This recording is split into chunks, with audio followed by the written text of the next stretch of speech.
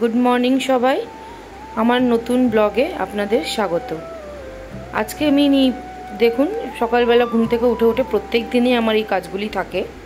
एई बिछाना गुछानो, बिछानाटाके भालो करे परिष्कार परिच्छन्न करा, एटा आमार एकटा बोलते पारेन अबसेशन।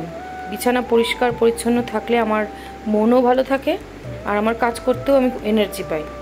तो যাই হোক চলুন দিনটাকে শুরু করি। বিছানা গুছানো দিয়েই আমি প্রত্যেক দিন দিনটাকে শুরু করি। আর যথারীতি দেখুন আমার দুটো অ্যাকচুয়ালি আমরা যেহেতু তিনজন মানুষ আর আমার বাচ্চা ছোট, তো ও পুরো বিছানায় গড়াগড়ি দেয়। তো সেক্ষেত্রে আমাকে দুটো চৌকিকে একসাথে করতে হয়েছে, করে আমরা আপাতত থাকি, কারণ এটা আমরা তো ভাড়া বাড়িতে থাকি। তো এক্ষেত্রে আমরা বড় খাট কিনিনি, আমার নিজেদের বাসস্থান হবে তখন সমস্ত কিছু আমরা নিজেদের করব, তাই এখনও এরকম কিছু প্ল্যানিং করিনি। যাই হোক দেখুন এই যে সমস্ত বালিশ টালিশ সমস্ত উঠিয়ে টুঠিয়ে গুছিয়ে তারপরে বিছানাটা ঝেড়ে তারপরে সমস্ত কিছু পরিষ্কার পরিচ্ছন্ন করে দেখুন এই দেখুন রিমোট, এসির রিমোট, হেডফোন সমস্ত কিছু বিছানায় থাকে, সারা রাত এগুলো বিছানাতেই থাকে, ইউজ হয়। যাই হোক আমার বিছানা গোছানো হয়ে গেছে, চাদর দুটো কাচবো। এগুলো আমি আপনাদের কিছু বলতে চাই, বিশেষ করে যাদের বাড়িতে বয়স্ক বাবা মা, শ্বশুর শাশুড়ি বা আরও অনেক রিলেটিভ রয়েছে, তাদেরকে আমি তাদের উদ্দেশ্যে এবং তাদের বাড়ির লোকের উদ্দেশ্যে আমি কিছু বলতে চাই। সেটা হলো যে যখন একটা বয়স্ক বাবা মা বা বয়স্ক মানুষ আপনার সাথে আছে বা আপনার বাড়িতে আপনারা একসাথে আছেন বা আপনার বাড়িতে একসাথে না থাকলেও তাদের প্রতি আপনাদের কিন্তু কিছু দায়িত্ব অবশ্যই থাকে।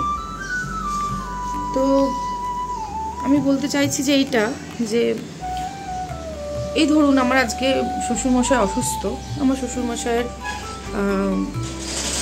হাসপাতালে ভর্তি, আর হিপ জয়েন্টে একটা হেয়ার লাইন ফ্র্যাকচার, 2-3টে হেয়ার লাইন ফ্র্যাকচার হয়েছে। উনি বাথরুমে পড়ে গেছিলেন, পড়ে যাওয়াতে হিপ জয়েন্টে ফ্র্যাকচার হয়েছে। তো আমার বক্তব্য এটাই যে আপনারা আপনাদের বাড়ির লোকেদের অবশ্যই এটা অবশ্যই যেন এটা মাথায় ঢুকিয়ে দেবেন।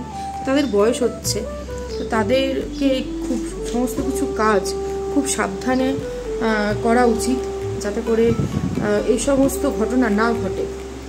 তো এই বাবা মায়েরা যখন একটু বয়সের দিকে এগোচ্ছে, বয়স হচ্ছে তাদের, তখন তাদের প্রতি কেয়ার রাখা, তারা কি করছে না করছে, কোথায় যাচ্ছে, কিভাবে যাচ্ছে, এটা একটু খেয়াল রাখবেন আপনারা সবাই। এবং বাবা মায়েদেরকেও বলছি আপনারা একটু সচেতন হন, সতর্ক হন।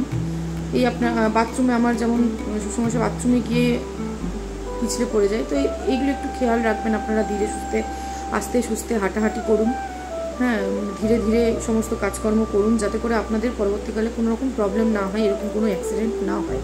কারণ এই বয়সে এসে না আফটার 40 ইয়ার্স, 30-র পর থেকে তো অবশ্যই, কিন্তু 40-50 বছরের পর থেকে কিন্তু আমাদের শরীরের জয়েন্টস কিন্তু যদি কোনো সময় আমাদের শরীরে যে জয়েন্টস রয়েছে এবং যে বোনস রয়েছে সেগুলো কিন্তু নতুন করে রিকনস্ট্রাকশন করা সম্ভব নয়। তো সেক্ষেত্রে কিন্তু রিস্কটা হচ্ছে যে আপনাকে ট্র্যাকশন দিয়ে রাখতে হবে, প্লাস্টার করে রাখতে হবে, কিন্তু ওটা যে একদম 100% ঠিক হবে এ কিন্তু কোনো গ্যারেন্টি নেই। তো আপনারা একটু সচেতন হন, সতর্ক হন, কোথাও পড়ে যাবেন না, দয়া করে আমি বারবার রিকোয়েস্ট করছি। পড়ে যাওয়ার মতন কোনো কাজ আপনারা করবেন না, যেখানে মনে হচ্ছে যে এই জায়গায় গেলে আমি পড়ে যাব বা এই জায়গায় গেলে আমার পা পিছলে পড়ে যাওয়ার একটা চান্স আছে বা এইভাবে হাঁটলে আমার মাথা ঘুরছে, আমি পড়ে যেতে পারি, এরকম কোনো কাজ বা এরকম কোনো অ্যাক্টিভিটি আপনারা করবেন না। বিরত থাকুন এগুলো থেকে, যাতে করে এইরকম দুর্ঘটনা না ঘটে।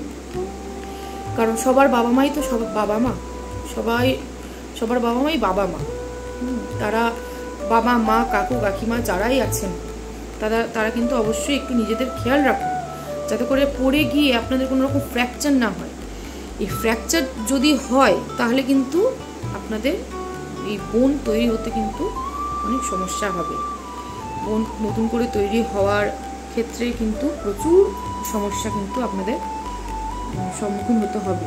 তো যাই হোক, তো আপনারা আর যাদের হচ্ছে যে একটু ডক্টর দেখিয়ে যাদের একটু প্রবলেম রয়েছে, আর্থারাইটিসের প্রবলেম, ব্যথা, তারা কিন্তু অবশ্যই ডাক্তার দেখিয়ে নেবেন। ডাক্তার ক্যালসিয়াম ট্যাবলেট দিতে পারে বা অন্য কোনো সাপ্লিমেন্ট দিলে সেটা কিন্তু রেগুলার ইনটেক করুন।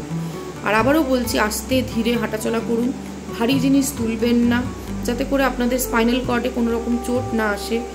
আর বাথরুমে সাবধানে বাথরুম ইউজ করুন, স্নান করুন, সাবধানে স্নান করুন। জল যেখানে জমে আছে বা যেখানে শ্যাওলা পড়ে গেছে সেই সব জায়গা দিয়ে হাঁটবেন না, তাহলে কিন্তু আপনারা ভালো সুস্থভাবে থাকবেন। যেটা নর্মাল রোগ বিরোগ, দেখুন শরীরে রোগ বিরোগ তো হবে, কিন্তু এই পড়ে যাওয়া থেকে যে সার্জিক্যাল যে সমস্ত রোগ বিরোগ, এগুলো থেকে বিরত থাকবেন। আর বিশেষ করে হাড্ডি, শরীরের হাড় ভেঙে যাওয়ার পর যে কষ্ট, ওটা কি কষ্ট যাদের হয় তারাই বোঝে। আর ওই যে বললাম, বয়সকালে কিন্তু আরও বেশি ভোগান্তি, আরও বেশি কষ্ট। তো আপনারা সাবধানে থাকুন, সতর্ক থাকুন। আর আমার ভিডিওগুলো যদি ভালো লাগে লাইক করে দেবেন, কমেন্ট করে দেবেন, আর অবশ্যই আমার চ্যানেলটাকে সাবস্ক্রাইব করে দেবেন। আর বাইরে বৃষ্টি হচ্ছে, আমার আজকে ব্লগ দিতে একটু দেরি হলো, ব্লগিং করতে একটু দেরি হলো। তো বাইরে বৃষ্টি হচ্ছে, আবার সেই জল জড়ো হয়েছে, জল জমা হয়েছে। সবাই সাবধানে থাকবেন, ধরে ধরে হাঁটবেন, ধীরে ধীরে হাঁটবেন। কোনো পিছল জায়গা দেখলে সেই জায়গায় অ্যাভয়েড করুন যাওয়া। বাথরুমে ভালো করে ধরে বাথরুম ইউজ করুন, ধরে সামলে যত্নে বাথরুম ব্যবহার করুন, স্নান করুন। আর সুস্থ থাকবেন। আমার চ্যানেলটাকে কিন্তু সাবস্ক্রাইব করতে ভুলবেন না। আমি নতুন নতুন ব্লগ নিয়ে রোজ হাজির হব। বাই।